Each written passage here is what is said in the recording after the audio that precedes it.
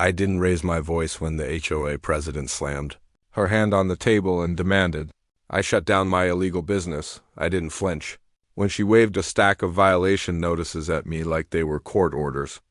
I just slid a single sheet of paper across the table, the official home occupancy waiver signed by the city planning department, notarized, stamped, and dated 5 years before I even bought the house. Their lawyer leaned forward, expecting to laugh it off, and then he saw the seal. His face drained the way milk runs off black coffee. The room went quiet except for the hum of the fluorescent lights overhead. I folded my hands and waited. That silence was the moment I'd been working toward for nearly a year. It wasn't loud, it wasn't cinematic, but it was total.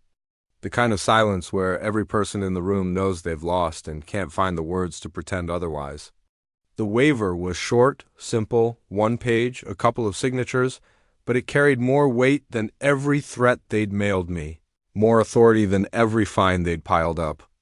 I didn't even need to explain it. The city had already approved what I was doing, and that meant the HOA had no jurisdiction. I kept my face neutral, even though my pulse was steady with the satisfaction of watching their little empire crumble. I'd sat through months of their posturing, their threats, their smirks, and the casual way they assumed I was too small, too naive, too intimidated to push back. They thought I'd fold, that I'd shut down the little business I'd built from home because they called it commercial activity. They thought their covenants and bylaws carried the weight of law. They thought wrong. The president finally leaned back in her chair, but her voice cracked when she tried to summon the same authority she had a minute earlier. "This doesn't apply," she snapped, but the quiver in her tone betrayed her. She hadn't even read the document carefully. She just knew it wasn't going her way, and that terrified her. The lawyer took his time, scanning line by line, and I could see him struggling to find a loophole. There wasn't one. The waiver was airtight, crafted by the city after a zoning review that allowed for low-impact, home-based businesses like mine. The very thing they were trying to erase was already legally carved out and protected. I didn't rush. I didn't argue. I just watched them dig their own hole with every nervous glance. Every attempt to stall, every empty word that landed with no weight. For months they had written me like I was a child to be scolded.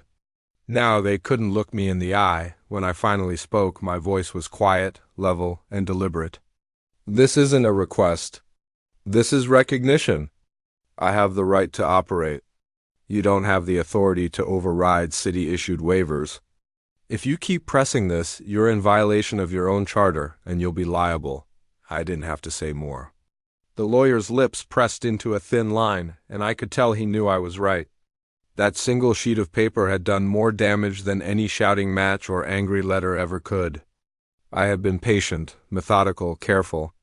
And now, in the most ordinary of conference rooms with cheap blinds and mismatched chairs, the balance of power had shifted entirely. I let the silence linger. I wanted them to feel it.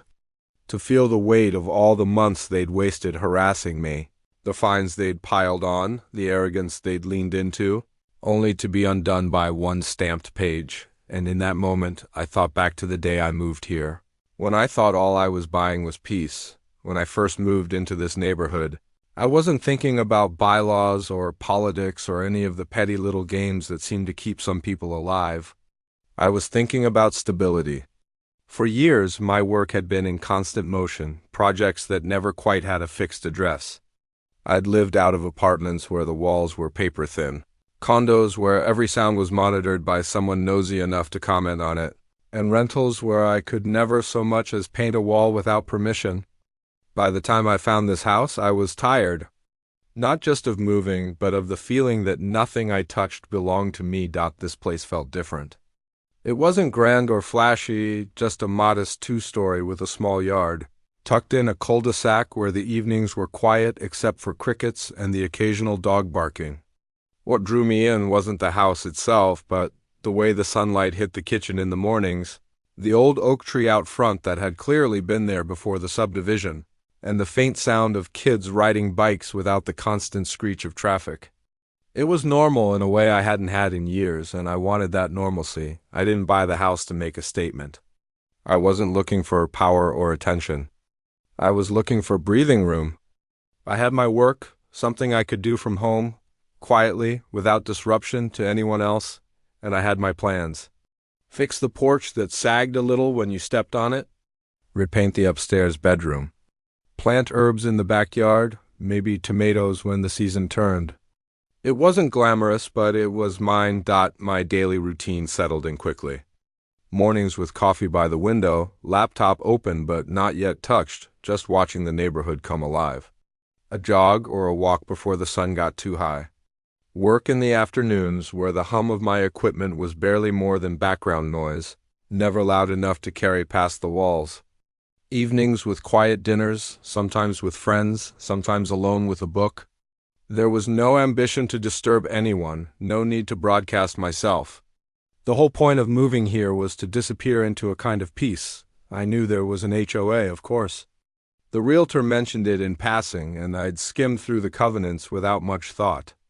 Most of it seemed like standard suburban nonsense. No broken-down cars in the driveway, no neon paint on the house. Keep the lawns trimmed. Fine. I wasn't the kind of person to hang neon flags off my porch or park a rusted boat in the yard. As long as they left me alone, I had no interest in testing their rules. To me, the HOA was like background noise. Present, but ignorable. What mattered was the sense that I could finally root myself here. I wasn't trying to pick a fight with anyone. I wasn't even trying to be noticed. The dream was small and ordinary, live work, mind my own business. I thought that was safe enough. I thought I'd finally found a pocket of calm, and for a while it was. The kind of days that slip by without you realizing it, where nothing dramatic happens because nothing needs to. The kind of quiet that makes you forget there are people out there who thrive on control. I thought I'd landed in a community of people like me, people who just wanted to live without conflict. But then the letters started showing up. The first letter came folded into a cheap white envelope, tucked under my doormat like a passive-aggressive calling card. At first, I thought it was some neighborhood flyer, a yard sale notice, a church invite, something forgettable. But the bold black lettering at the top told me otherwise. Notice of violation. I stood there in my doorway, holding the paper, trying to make sense of what I was reading. According to the HOA, I was conducting prohibited commercial activity from a residential property. I had to blink twice to make sure I wasn't imagining it. My so-called violation? Running my small business, from my own desk, inside my own home, something the city had already approved with a home occupancy waiver. I'd filed before I even unpacked the moving boxes. The HOA, however, claimed that any form of business activity violated their covenants. Regardless of city permission, the absurdity of it almost made me laugh. My business didn't involve trucks pulling up at odd hours, no clients loitering in the driveway, no signage or clutter. 90% of what I did was online, my equipment was silent, and the occasional shipment that arrived was no different than someone ordering a few extra Amazon boxes. There was nothing visible to anyone, nothing that changed the look, feel, or sound of the house. To an outsider, I was just another homeowner typing away in a home office. Yet, here it was in black and white, with language sharp enough to feel like a threat: cease operations immediately or face daily fines. They'd even added a line about potential legal action if I continued to disrupt the residential character of the neighborhood. That part made me shake my head. Disrupt? If working quietly at my computer disrupted the neighborhood, then half the cul-de-sac was guilty every time someone worked remotely. Still, I brushed it off at first. Miscommunication, I thought. Someone on the board probably saw a delivery and jumped to conclusions. I figured a quick email clarifying my waiver would sort it out. But when the second notice came a week later, this one marked final warning, I realized it wasn't a mistake. They weren't confused. They were targeting me. The notices escalated in tone. They accused me of being non-compliant, of ignoring directives, of willfully violating community standards. Each letter came with an added fine, the amounts stacking like a game they thought I couldn't win. By the third notice, I owed nearly $1,000 in penalties for simply existing as I had from the day I moved in. That was the first time the knot formed in my stomach. Not anger yet, Not fear exactly, but the realization that this wasn't going to go away on its own. Someone on that board had decided I was a problem, and they were going to squeeze until I either folded or fled. It was the kind of harassment so small it almost sounded laughable when repeated out loud, yet sharp enough to dig in under your skin. I hadn't put up a billboard. I hadn't turned my house into a warehouse. I was just working quietly in line with the law. And yet, to them, that was enough to declare war. At the time, I didn't understand why. I just knew that the piece I had bought into was already cracking, and the cracks were only going to spread. I started cautiously, believing at first that reason could prevail. I drafted polite emails, citing the exact section of the city-issued home occupancy waiver that allowed my work, attaching scanned copies of the document, and even referencing the zoning codes that explicitly permitted low-impact residential businesses. I requested a meeting at the next board session, thinking that sitting down face-to-face might clear up what had to be a misunderstanding. The responses were telling. At first there were short, dismissive replies, a one-line email that read, "The board disagrees," with no explanation, no citation, no attempt to engage with the facts I had provided. It was like talking to a brick wall with a pen. When I suggested a compromise, limiting hours or restricting visible signage, just to meet them halfway, the silence stretched for weeks. Then the letters started arriving again, more formal, more aggressive, now including references to daily penalties, escalating fines, and vague threats of legal action that read more like intimidation than law. I learned something important very quickly. Civility and logic meant nothing to them. They weren't negotiating.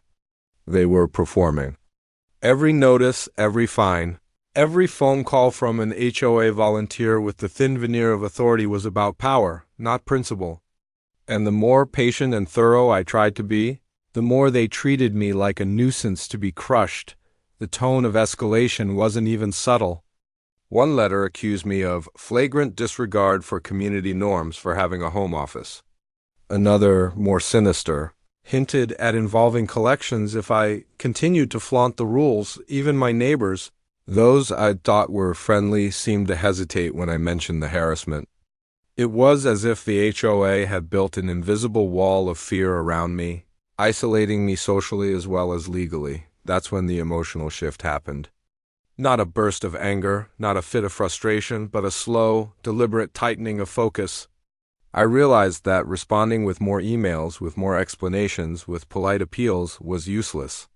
They were committed to the idea of asserting dominance, and dominance only recognized one thing: proof, documentation, authority beyond personal opinion. So I stopped appealing to their goodwill. I stopped trying to reason with people who had no interest in reason. Instead, I started reading legal codes, city ordinances, HOA charters, property law treatises. I read for hours into the night, cross-referencing state statutes with municipal zoning regulations, searching for anything that could support my case, anything that would make their threats meaningless. I learned the nuances of home occupancy permissions, the way covenants could be superseded by city-approved waivers, and the precise language that turned a petty threat into a liability for them. The shift was quiet but profound. Where before I had been the anxious homeowner, uncertain and polite, now I became methodical. Every late night with statutes and scanned records, every filing cabinet drawer I opened and photographed, every conversation I recorded, legally, for my protection, built a foundation that the HOA couldn't ignore. I wasn't just protecting my business anymore. I was preparing for a moment when the truth would hit with surgical precision, and I knew, even then, that it would be silent, calm, and devastating, the exact opposite of the panic and theatrics they had tried to use against me. The first week of escalation had rattled me. The second month had isolated me. By the third, I had begun the slow process of turning their own overreach into my weapon. By the time I stopped sending emails, I realized patience alone wasn't enough. If the HOA wanted a fight, I would meet it on terms they hadn't anticipated: facts, law, and evidence. I began by digging through every document I could find about the property. I pulled the original deed from the county recorder's office, a thin bundle of yellowed pages, signatures, and seals that proved I had bought the house and its associated rights in complete legal compliance. The waiver was only the beginning.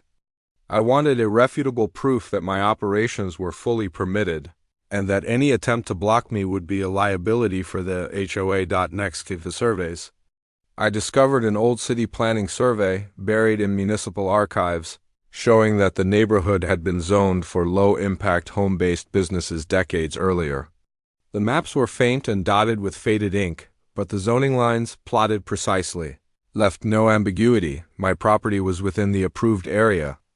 I spent nights cross-referencing the survey with modern GIS data, lining up every corner, every lot, every setback. By the time I was done, I had a layered map that showed, visually and legally, that the AS claims were baseless. I documented everything meticulously. Photos of my office and equipment, letters from the HOA, each violation notice, each fine, all scanned, time-stamped, and filed. I even began recording phone calls, legally of course, so that every interaction could be referenced. It was a quiet, obsessive sort of work.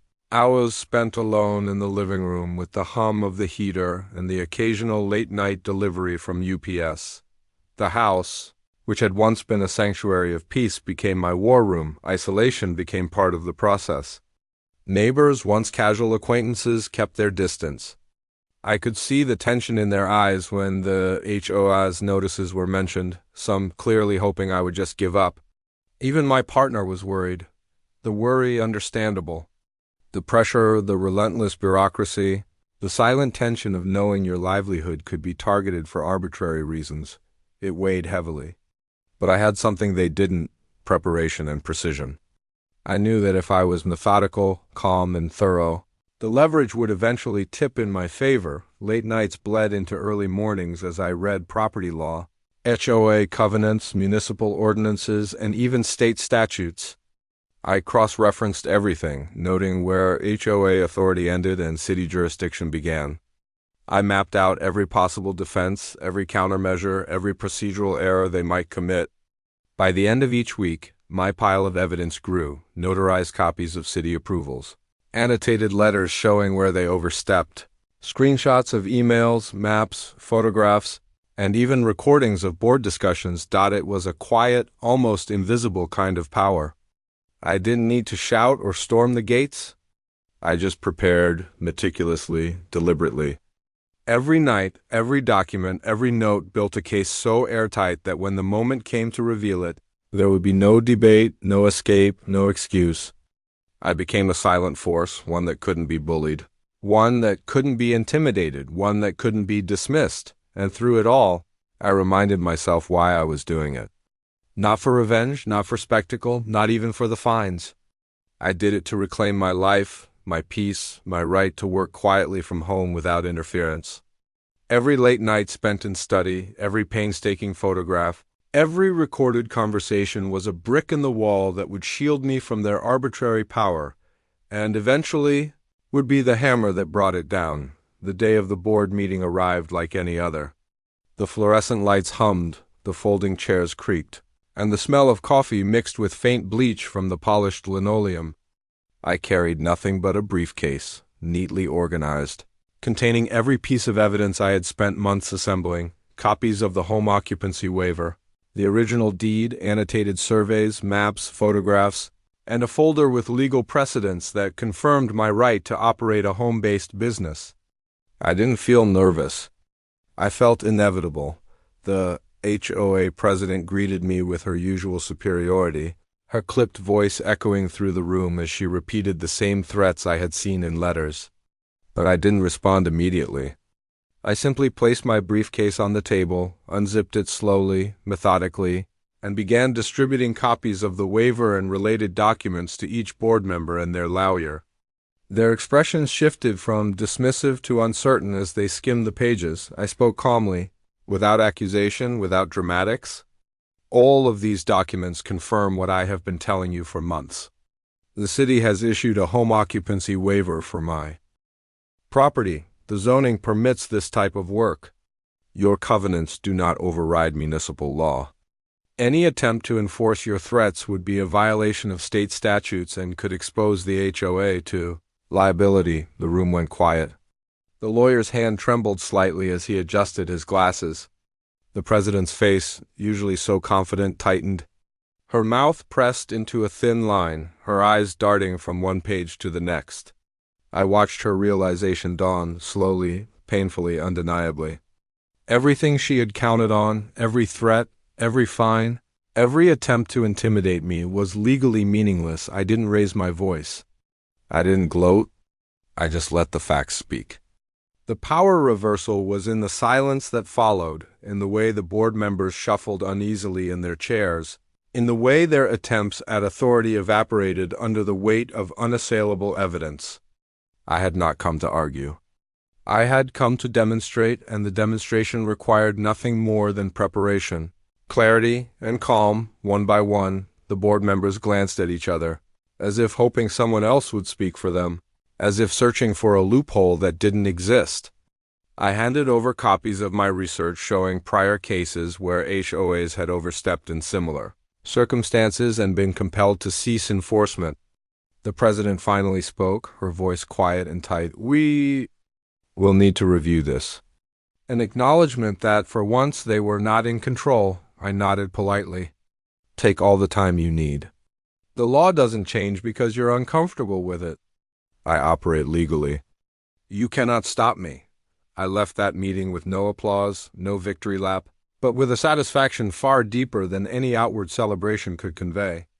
The board's power had evaporated, not because of confrontation or anger, but because of preparation, patience, and facts. The hum of fluorescent lights faded behind me as I walked out, fully aware that their authority, once a looming shadow over my daily life, had been surgically stripped away, quietly, irreversibly, and in that quiet I finally felt the weight lift. Months of tension, months of anxiety, months of navigating their petty rules, had all led to this precise moment, calm vindication, undeniable and complete. After that meeting, the HOA's posture began to crumble almost immediately. Resignations quietly trickled in over the following weeks. A few board members clearly hadn't anticipated being held accountable when they overstepped their authority. Their lawyer, who had once carried himself with a smug certainty, now kept his head down, avoiding any eye contact, and eventually withdrew from further involvement, citing conflicts of interest. Notices and fines that had once arrived like clockwork stopped coming, and the emails I received became less about threats and more about procedural questions, all of which were easily answered by referencing the documents I had painstakingly collected. The neighborhood itself shifted in subtle ways. Some neighbors began to nod politely when we passed each other.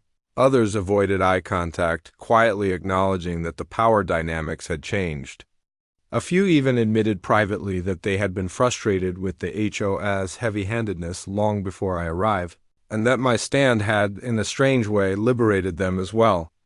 The quiet respect, or at least the absence of fear, was more satisfying than any overt recognition could have been. My business, once shadowed by threats and uncertainty, flourished in the newfound calm. I could work from home without fear of arbitrary fines, without having to justify every decision I made regarding my office or workflow. I finally regained the sense of ownership and peace I had been seeking when I first moved in.